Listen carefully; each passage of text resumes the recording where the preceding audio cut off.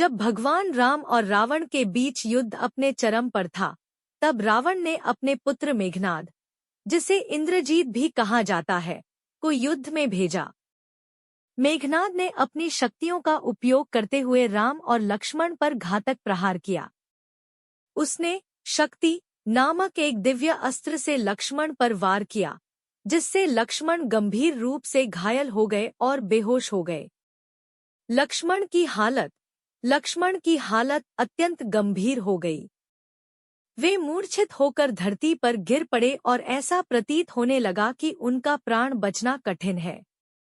यह देखकर राम जी बहुत चिंतित हो गए।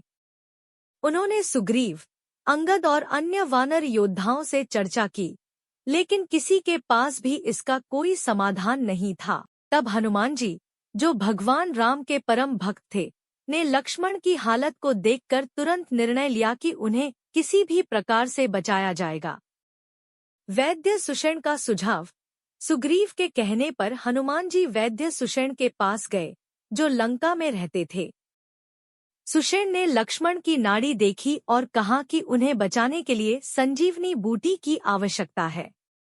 यह बूटी हिमालय पर्वत की द्रोणागिरी चोटी पर पाई जाती है और इसे सूर्योदय से पहले लाना आवश्यक है, अन्यथा लक्ष्मण के प्राण नहीं बच पाएंगे।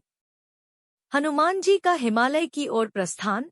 हनुमान जी ने संजीवनी बूटी लाने का संकल्प लिया और तत्काल हिमालय की ओर प्रस्थान किया। अपनी गति और शक्ति के बल पर वे हिमालय पहुंच गए, लेकिन वहां पहुंचकर उन्हें समस्या का सामना करना पड़ा। उन्होंने देखा कि द्रोणागिरी पर्वत पर अनेक औषधियां थीं, लेकिन वे संजीवनी बूटी को पहचान नहीं सके। समय की कमी को देखते हुए उन्होंने पूरा पर्वत ही उठा लिया और उसे लेकर वापस युद्धभूमि की ओर चल दिए। संजीवनी बूटी का प्रभाव।